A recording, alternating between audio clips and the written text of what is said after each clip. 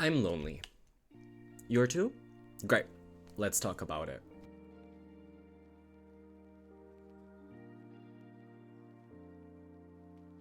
If I'm honest, I have friends and family members that care for me. But yes, I do feel lonely. Does that mean I don't feel cared for? Or that I feel alone? No. But in some ways, yes. I receive care and love from them, but I still lack it in other areas, making me feel lonely, which is totally okay and even valid. It might sound cringe to even say like, oh, it's okay and it's valid, but those are things I had to tell myself and had to be okay with. Because your friends can't give you certain types of love that some of us also require. Your family can't either, which is normal, it's human and it's natural. They give us another type of love that fulfill us in other ways. But whilst those areas can be nurtured by them, we have others that need to be nurtured by other types of relationships. Being fully transparent, I have never been in a relationship in my 19 years of life, which aren't a lot, but it still makes me scared and in some ways lonely. I would be lying if I said I haven't thought of, am I the problem? Am I enough? Why does no one want me? I felt lonely, unloved and lost. But accepting I was lonely, letting myself feel it, made me realize that it was in fact okay, that it's going to be okay, and that I'm okay. I can still spend hours complaining and pitying myself for those situations, and I'd be lying if I'd say that I still don't think those negative thoughts, but from time to time I do. But it's a learning process. It's not something I will learn overnight. I can't wake up and suddenly not need this type of relationship or that kind of care. That's just not the person I am. In fact, it took me years alone to realize that it's okay to want, to be, and to feel alone, or even lonely. So yes, there will be bad days where I feel lonely, depressed, and sad, but those days I will just take step by step, one foot in front of the other, and try to be and feel okay. It's allowing myself to grow, and I can only encourage the same. I'm quite young and unexperienced, I do know that, and I will acknowledge that because it is important, but all I can do is talk from my own experiences. But from what I have seen and experienced, I can only conclude as such. I'm still learning, and I'm constantly evolving. Another side and emotion I experienced was this emptiness, and I would even call it stoicness, that made me realize quite a few things. I, for one, felt very unproductive. I couldn't get myself to stand up and actually do something, not even illustrate. There is a certain series I started a few months ago with doing a sketch every day. I took a break from that series, and this feeling of loneliness and emptiness really hit me, and I became stoic. My motivation, my drive just left me, and I haven't continued that series till to this day. So it really affected me in those kind of ways. Besides that, I, in some weird way, also felt unappreciated. I mean, my friends and family kept encouraging me and still do. They are my biggest support system.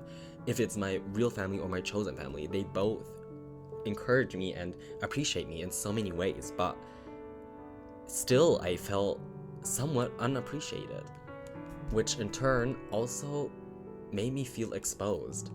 Like I had to expose myself so someone would appreciate me in the way I wanted them to, that I had to show everything and be everything at once, and that's just not healthy or true.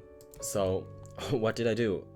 All I could do was lay there and just be there. I had no motivation or drive to do something with myself. Exactly that is what actually started this whole rampage of stuff that I'm talking about right now, and this illustration itself. This is what encouraged me to actually start this illustration.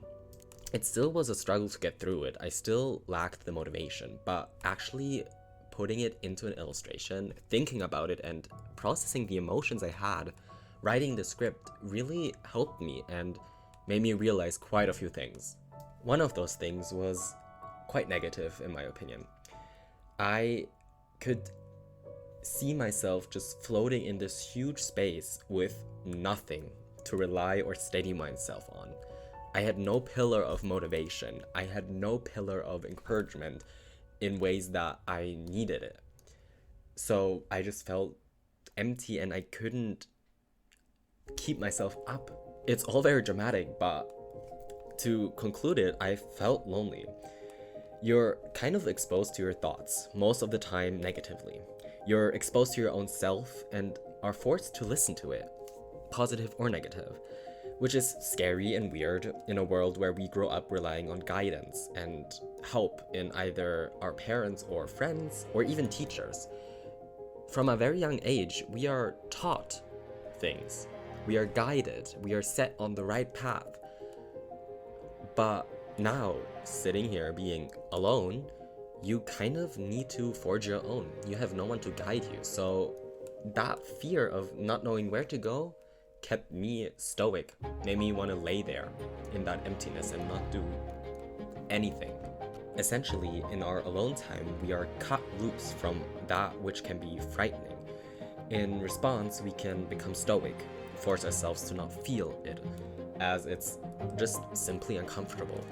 But just like art and all the ugly stages art can have, it just needs to be. It needs to happen, it needs to be there, because that is what makes a painting meaningful and complete in a weird way. That struggle, that ugly phase, makes you appreciate it, understand it, and actually have genuine love for it. But to reiterate, it doesn't mean I'm, in fact, alone. As I've mentioned multiple times already, I have friends, family, and even strangers that fill my day with new experiences and lessons that shape the adult I will and want to be. And that is ways that I can feel appreciated, loved, cared for. I think at the state I am currently, I think I had to learn that feeling lonely, wanting to be alone, and being alone are different things. Yet still things that are all totally okay to feel, to think, and to want. One of the first things I learned was that wanting to be alone is not just okay or alright to want, but also natural. I had realized that for me and the degree of extroversy I am, which is a little over the average, I'd say, for comparison from the 16 personalities, I am INFPT, I think. And that is quite an introverted personality, as I have seen on social media, but I'm more on the half of being an extrovert. And wanting to be alone felt for me like being selfish, especially towards friends and family. But in fact, I had to realize that it wasn't selfish. It's not disrespectful, and it's not neglecting others. In fact, I'd argue that it's actually fine to feel that way. Because who would I be if I kept showing up if my body won't allow that? When my mind won't allow more interaction? When, simply put, my battery is empty? I'd honestly just be resentful. I'd also be frustrated. But wanting and being alone is not just not seeing other people, not being in their physical presence. It's more importantly seeing yourself. We need to make time to discover and learn from ourselves. Allowing ourselves to be alone allows us to recharge and in turn be able to be a more present companion, either be with friends, family, or strangers.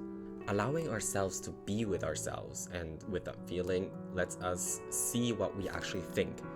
It allows us to process and actually find an actual opinion or feeling towards a certain situation or thing. I think the moment it really hit hard was when I started my side job beside uni. I didn't just need to be extroverted at uni and with all the other new students that I was learning to navigate, but also every time I stood at my workplace. For context, I work in a clothing store as something like a personal shopper, or you would even call it a stylist, but I do still sell stuff. And every day in the store, I must meet and get to know strangers every time someone walks into our double doors. Each and every one inevitably judges me for how I talk and behave towards them, and that directly affects my work performance as I do work in a selling industry. If I didn't take breaks in between customers, I noticed myself getting dry and almost boring. Like I wasn't interested talking to them. I wasn't interested giving my expert knowledge about certain items that we wanted to sell them or that they were actually searching for. And afterwards, when I went home or even when I had the next client, I saw myself being resentful, resenting myself for not being nicer. When taking breaks in between strangers, I saw myself flourish, being able to reflect and have time to rewind and actually be comfortable with talking with someone. I, for one, sold more stuff, but also helped a lot of people to find more accurate and more fitting things that they were searching or looking for. The same goes for those I met and are now my friends at uni. I'm in my second semester now, so almost a year, and when I was getting back into working, I was also meeting these strangers I'd be with for at least the next 3 years.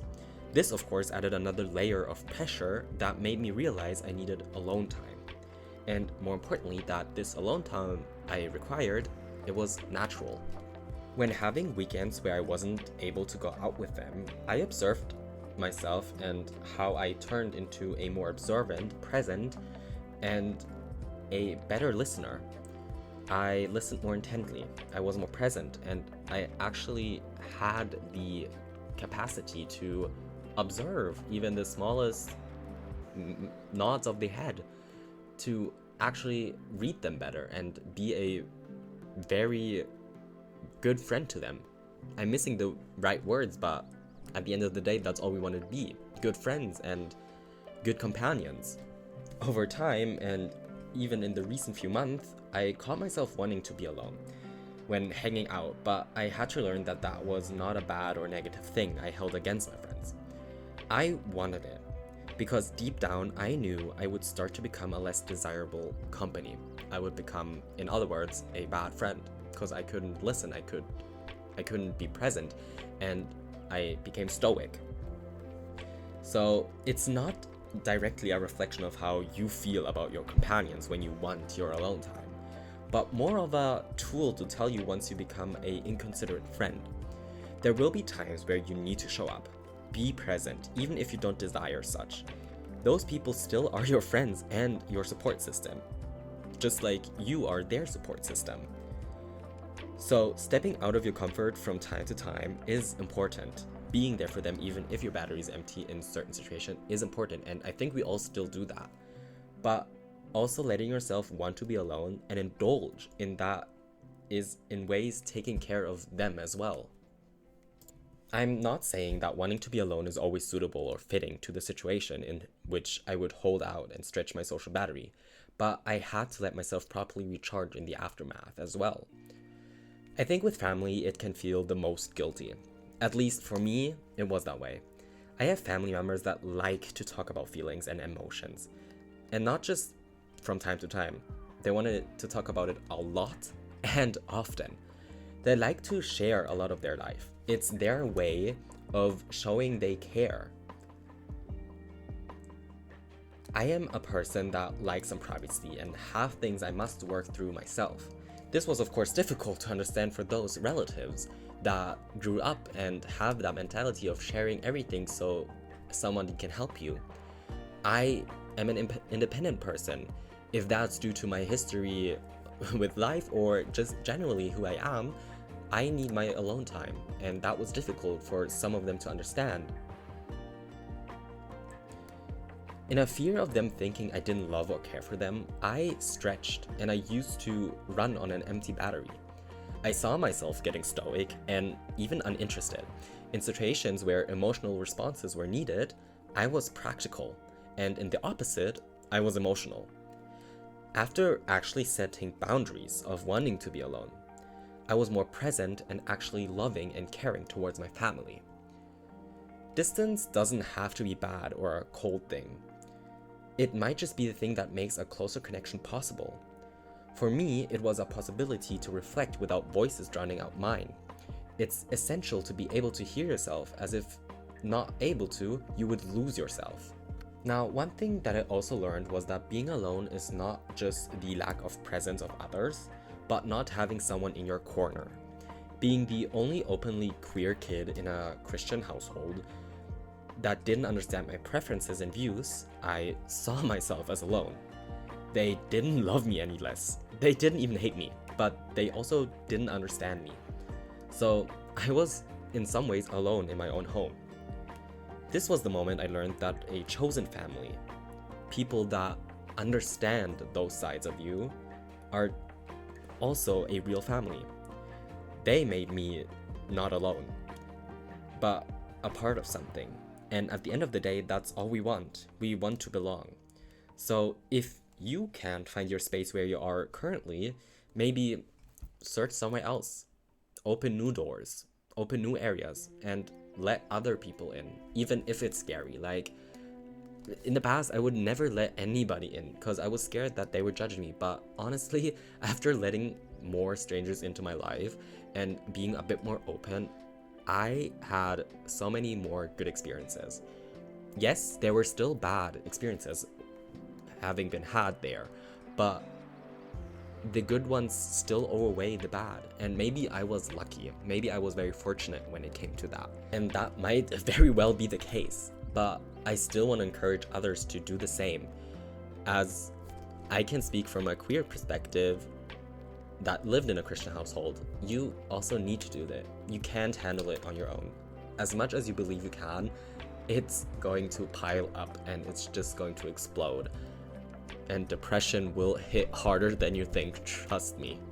I could go on for hours about this topic, but I don't think you want to hear about that. I don't think anyone wants to hear about that. So one more important thing I asked myself after writing the script is there actually something that can ease this predicament? Yes and no. To reiterate my answer from the beginning, I'm just inconclusive. Talking to my friends and family helped me in some ways, but feeling the raw emotion of loneliness helped me learn more than I could imagine now. And yes, I still feel lonely. I still feel alone. But I sometimes also want to be alone. And finding that sweet spot took me time. I had to actually put time into finding it. And from where I'm standing, I'm glad I did. And I can only encourage it for everyone else. I do hope you enjoyed this illustration and this very long rant about this topic. It's a series I want to continue. I've done a few videos in the past, and I'm here to bring you comfort in some ways. I try to be a safe space for those people. And if you want to join that safe space, please don't be scared to follow. And I'll see you in the next one.